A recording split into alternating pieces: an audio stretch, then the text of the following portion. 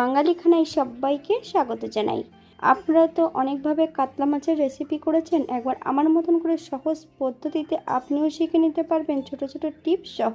এত তেল মশলা কম দিয়ে কিভাবে আমি কাতলা মাছ রান্না করলাম, চলুন সেটা একবার দেখে নেওয়া যাক ভিডিওর মাধ্যমে। আশা করছি আজকের ভিডিওটি ভালো লাগবে। সকল বন্ধুদের কাছে অনুরোধ করছি সম্পূর্ণ ভিডিওটি দেখার। এতটাই সুস্বাদু হয়েছিল খেতে, আপনি একবার রান্না করলে বারবার রান্না করবেন।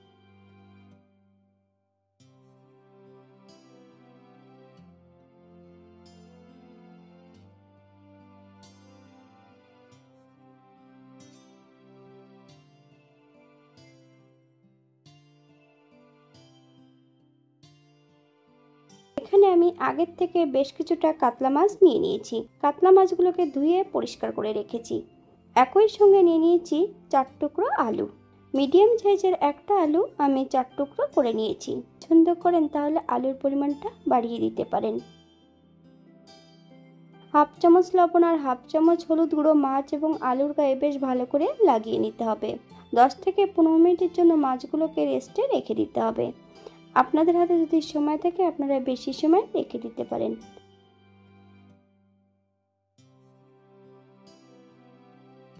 একটা কড়াইতে বেশ কিছুটা সরষের তেল অ্যাড করব।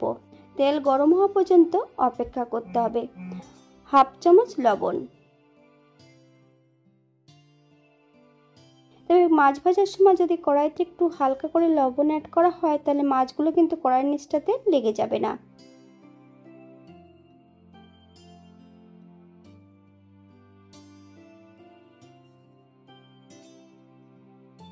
এক এক করে সম্পূর্ণ মাছগুলো অ্যাড করব। তবে মাছগুলোর সাইজে একটু বড় আছে। এখানে আমি দুবার ভেজে নেব।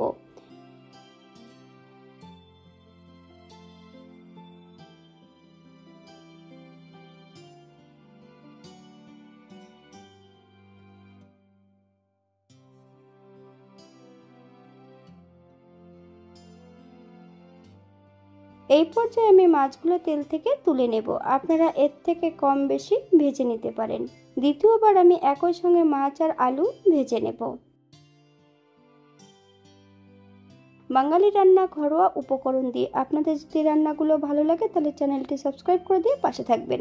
পাশে থাকা বেলটি বাজিয়ে দেবেন, নইলে নিত্য নতুন রান্নার নোটিফিকেশন পাবেন না। আমার এই চ্যানেলে আমিষ, নিরামিষ এবং কাতলা মাছের বিভিন্ন রেসিপি দেওয়া আছে। আপনাদের যদি পছন্দ হয় চ্যানেলটি ঘুরে একবার দেখে নেবেন।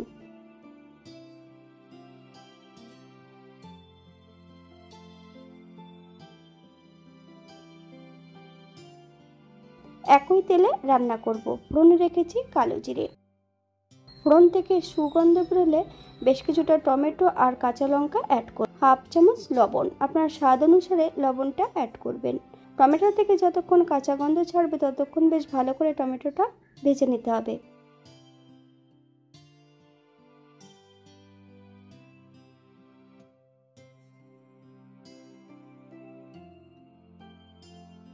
আগের থেকে আমি এখানে বেশ কিছুটা মশলা বেটে রেখেছি। আদা, জিরে, ধনে, শুকনো লঙ্কা, দারচিনি, এলাচ, লং, কাশ্মীরি লঙ্কার গুঁড়ো, হাফ চামচ হলুদ গুঁড়ো, 1 চামচ কাঁচা সর্ষের তেল। মশলাটা বেশ ভালো করে মিশিয়ে নিতে হবে।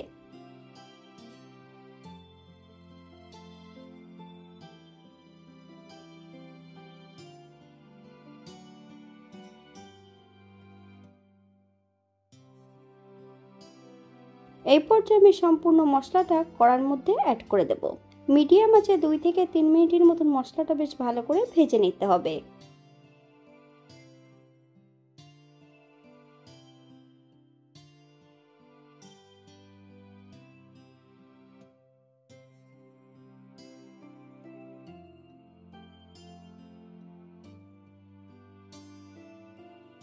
মশলা ধোয়া বাটি থেকে সামান্য একটু জল অ্যাড করব। যতক্ষণ মশলা থেকে তেল না ছাড়ছে ততক্ষণ বেশ মশলাটা ভালো করে কষিয়ে নিতে হবে।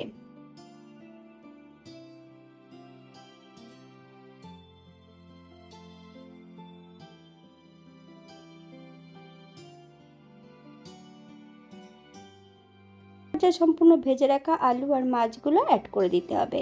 মিডিয়াম আঁচে বেশ কিছু সময় মশলা সহ মাছ এবং আলু দিয়ে কষিয়ে নিতে হবে। আপনারা একবার স্ক্রিনের দিকে ফলো করবেন। এখানে আমি আগে পরে কিন্তু লবণ অ্যাড করেছি, আপনারা স্বাদ অনুসারে লবণটা অ্যাড করবেন। 2 কাপ জল অ্যাড করব। আপনাদের যতটা গ্রেভির প্রয়োজন আপনারা ততটা জল অ্যাড করতে পারেন। 5 থেকে 7 মিনিটের জন্য ঢাকা দিয়ে রেখে দেব, অথবা যতক্ষণ সবজিটা সেদ্ধ না হচ্ছে ততক্ষণ ঢাকা দিয়ে রেখে দিতে হবে। এই পর্যায়ে একবার চেক করে নিতে হবে যে সবজিটা সেদ্ধ হয়েছে কিনা।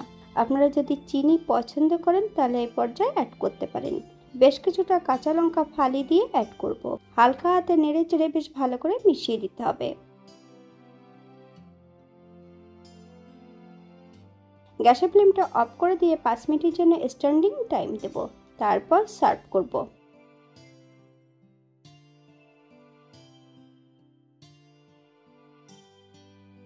এটা দেখতে যেমন ভারী সুন্দর হয়েছিল, এটা গরম ভাতে খেতে কিন্তু অসম্ভব ভালো হয়েছিল। আপনারা বাড়িতে একবার একই পদ্ধতিতে বানিয়ে নেবেন। এখানে যদি পেঁয়াজ রসুন বা অন্যান্য মশলা পছন্দ করলে অ্যাড করতে পারেন। আমি যে মশলাগুলো অ্যাড করেছি আপনারা কম বেশি করে নিতে পারেন। আজকের ভিডিওটি এই পর্যন্ত। সবাই সুস্থ থাকবেন, ভালো থাকবেন। নতুন নতুন রেসিপি নিয়ে আপনাদের সামনে আবার আমি হাজির হব। নতুন ও পুরনো সকল বন্ধুদের অসংখ্য ধন্যবাদ ভিডিওটি দেখার জন্য। হাতে যদি সময় থাকে তাহলে একটা লাইক, কমেন্ট, শেয়ার করবেন।